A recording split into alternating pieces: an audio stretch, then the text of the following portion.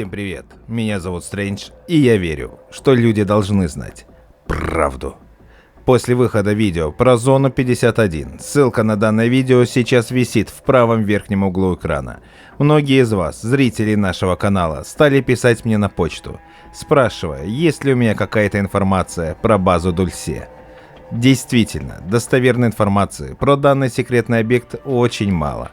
Но благодаря внештатной ситуации, которая там произошла, и суматохе вокруг этого, мне удалось получить доступ к секретным материалам, которые проходят под грифом «Проект Открытое небо». Как всегда, с целью безопасности нашего источника все имена изменены, а секретным документам придан художественный окрас. Итак, я начинаю. Парень средних лет сидел за монитором компьютера и напряженно всматривался в ряды пробегающих цифр. Какие-то из них он выписывал в блокнот, а затем снова всматривался в монитор. Предстояло разгрести кое-какую рутину, систематизировать данные, а после подготовить схему по реорганизации Восточного корпуса. Как ни странно, все это свалили на него, рядового сотрудника базы Дульсе в Нью-Мексико. Это великая возможность подняться по карьере. Это твой шанс. Не упусти возможность. В голове так и крутились слова родных и сослуживцев, которые узнали о переводе на закрытую исследовательскую базу. Разумеется, они не знали, на какую базу. Тогда он и сам об этом не знал. Да идите вы все в жопу! От соседнего монитора оторвался второй парень, помоложе. Что случилось, Эндрю? Ты что-то сказал? Эндрю кивнул головой. Да так, о своем. Достал этот отчет. Хочу кофе. Второго парня звали Джеремайя. Он охотно закивал головой. Да, я бы тоже не отказался. Может, сделаем небольшой перерыв? Через час оба парня сидели за небольшим столиком, который был завален папками с бумагами, и пили кофе из одноразовых стаканчиков, раздвинув себе немного пространства на столе. Бумагам этим нет числа, Эндрю? Видел шефа? Сегодня нет. Джеремайя покачал головой. Ходит злой, как дракон. Вчера... хотя подожди. Парень стал ковыряться в кармане белых стерильных штанов и выудил сотовый телефон. Как ни странно, включил YouTube. Вон, глянь-ка, про нашу базу говорят.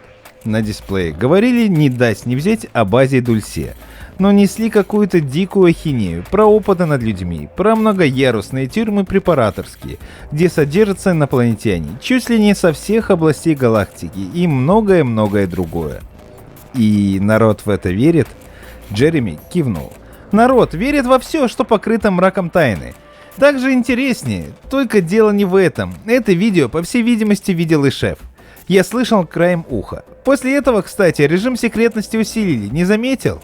Эндрю чувствовал, что наступили определенные перемены. На верхнем уровне была усилена охрана.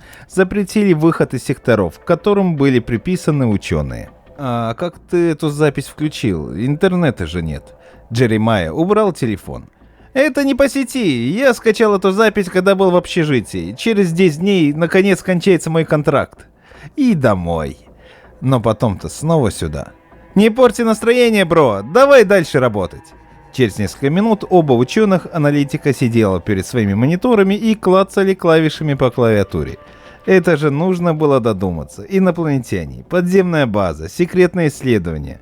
Ну, база-то и правда подземная, но профиль ее вполне определенный. Противоракетная защита территории США, сопровождение и контроль спутниковой группировки над Атлантическим и Тихим океаном, контроль и обслуживание подводных океанских теле- и оптоволоконных коммуникаций, связывающие Америку и Евразию. Да, немногие знают об этом, но материки и страны соединены между собой множеством коммуникаций, и 90% из них проложены по дну океана. А здесь, на Дульсе, огромный центр управления. Ну все, с цифрами было покончено. Джерри, слушай, поможешь мне со схемой реорганизации? До конца рабочего дня осталось 4 часа, а я, похоже, не успеваю. Ты как? Заканчиваю. Да, думаю, ничего сложного. Вдруг где-то издалека что-то прогромыхало. Парни переглянулись. Это еще что за... На стене заголосила сирена тревоги. Закрутилась красная лампочка, отбрасывая на стены яркие красные и светло-розовые пятна по кругу. Тревога. Протокол. На базе регулярно отрабатывались учения на случай различных нештатных ситуаций, но учения оговаривались заранее.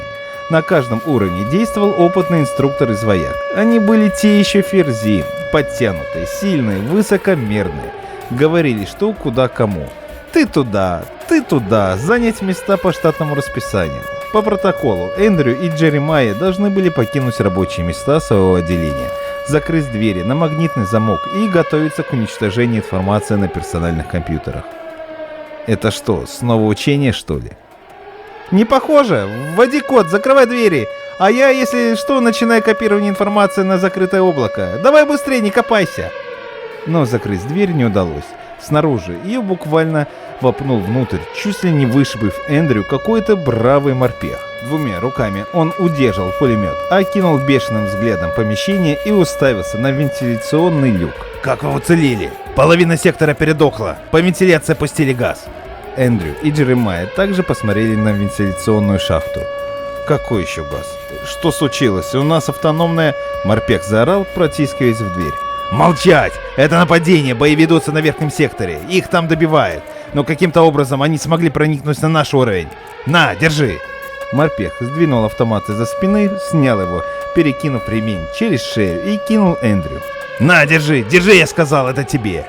Солдат вынул пистолет из кобуры и кинул его Джеремайю. Тот неловко поймал пистолет за ствол, ударил палец, и пистолет рухнул на пол. «А ну поднял!» Морпех ткнул в него стволом пулемета. «И живо за мной!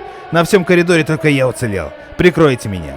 Но плану Морпеха не суждено было сбыться. Как только он выбежал в коридор, увлекая за собой двух уже вооруженных ученых, прозвучала очередь из автомата.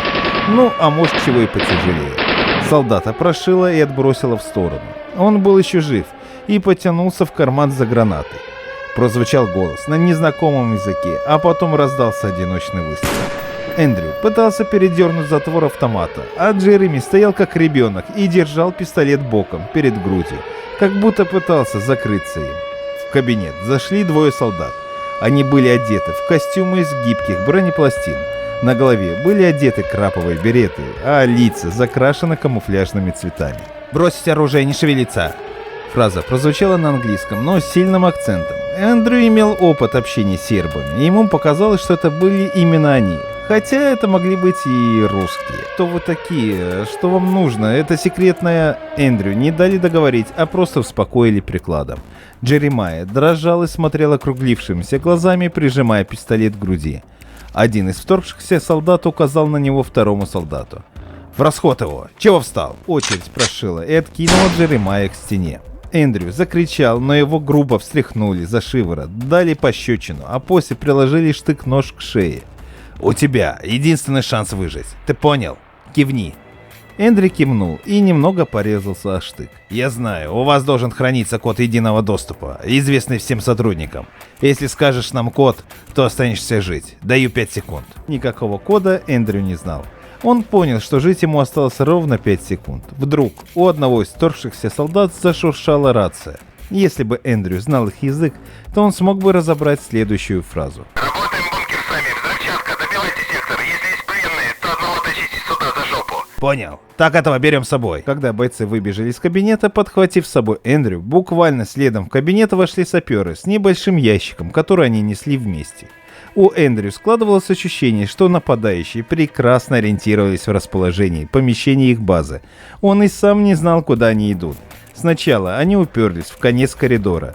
Дверь была взорвана. После пробежали по лестнице вниз и уперлись в шахту лифта. Лифт еще работал. Вниз они ехали около 5 минут. Пока ехали, один из бойцов толкнул Эндрю автоматом в спину. «Ты хоть представляешь, букашка, чем вы тут занимались?» Второй солдат смотрел на панель лифта и бегающие цифры. Эндрю дрожал. Первый шок начал проходить. Губа тряслась, слова давались тяжело. Я просто аналитик, я занимаюсь данными логистики и по доставкам, но не знаю я». Солдат молчал. Окрашенное камуфляжной краской лицо было страшным. Глаза горели от гнева. Зубы были оскалены. На секунду Эндрю показалось, что солдат рычит. Неизвестно, что было бы дальше, если бы лифт не приехал в точку назначения. Эндрю вытолкнули из лифта. Здесь он никогда раньше не был. «У нас 15 минут до эвакуации. Группа зачистки должна была отработать». Где-то вдали длинного, широкого, как ангар, коридора велась стрельба. Было холодно. Это был нижний подземный ярус. Но уже через минуту Эндрю не поверил своим глазам. Из отчета Федеральной службы безопасности Российской Федерации. Нападение на секретный объект на территории США. База Дульсе, Нью-Мексико. При нападении использовался сводный отряд спецназа с отдельным подразделением сербского корпуса генерала Лазича. Цель нападения – пресечение исследовательской деятельности, отбор технологий, по возможности готовых препаратов и компетентных сотрудников. Что касается дополнительной миссии освобождения группы десантников, взятых в плен в Малом Вукуваре, то миссия была не выполнена ввиду невозможности ее выполнения. Десантники были подвергнуты опытам на базе Дульсе, трупы эвакуированы. В ходе боестолкновения был пленен один из сотрудников, Эндрю Тодд, за ненадобностью казнен.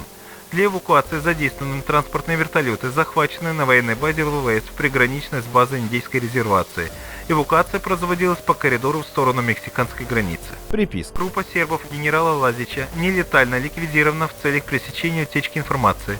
В настоящее время все они зачислены в штат спецназа Федеральной службы безопасности для выполнения специальных и тайных операций. Эндрю шел вслед за солдатами по помещению опытно-исследовательского полигона, разделенного на секции и ячейки. Казалось, на него никто не обращает внимания.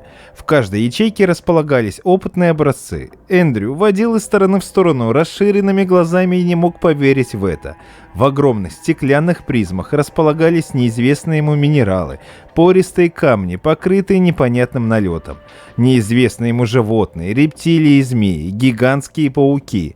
В одном месте он отчетливо увидел гуманоидов, как из кино. Именно эти гуманоиды, как стало понятно, и интересовали солдат. Они чуть ли не на себе стали выносить огромные призмы к грузовому коридору в глубине полигона. Как только у ученого-аналитика возникла мысль о побеге, его группа схватили и погнали прикладами вперед. «Иди, падла! Полюбуйся, что ваши натворили!»